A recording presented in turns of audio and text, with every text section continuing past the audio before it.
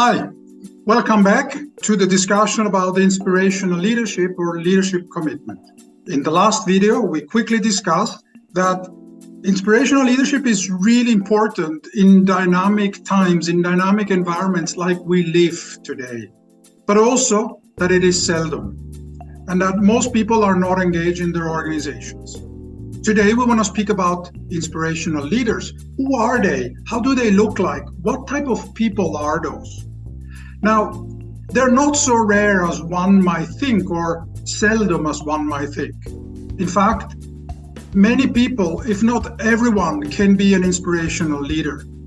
Often, however, inspirational leaders are a little bit hidden because a leader might play a role. He or she might have a role model that she aspires to be that is not an inspiration, or maybe there are expectations by the board or by shareholders or by others that are impeding an individual to be him or herself.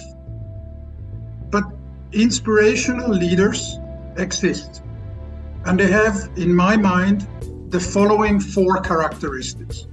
First, they're passionate about what they do. For them, being a CEO is not a job. For them, being a CEO is a mission. They find purpose in the activity they do. Let me give an example. I once served the CEO of a pharmaceutical company who happened to be a medical doctor.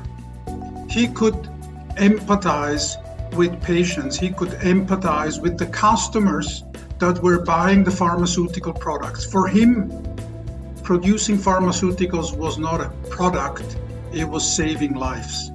That's what it means to be passionate.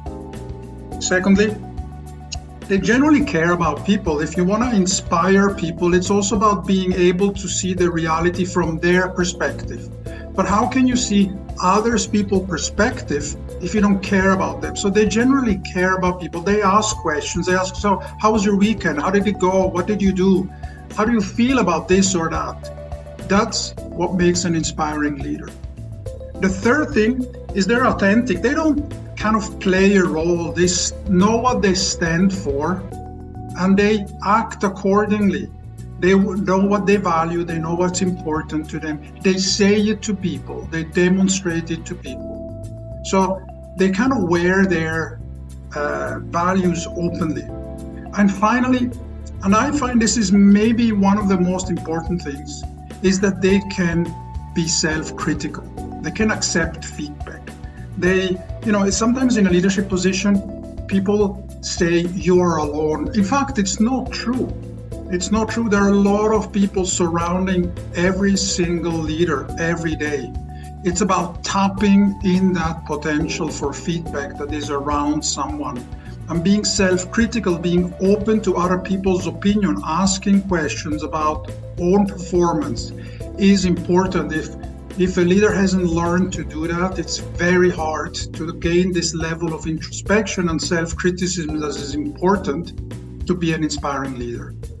So in my mind, everyone can be an inspiring leader. Everyone can be passionate. Everyone can be genuinely caring for people. We're all humans. It's about opening up to others and listening to others. Everybody can be authentic and stop playing roles. And finally, everyone can accept criticism. So anyone can be an inspiring leader. And in the next podcast, we'll discuss how to get there.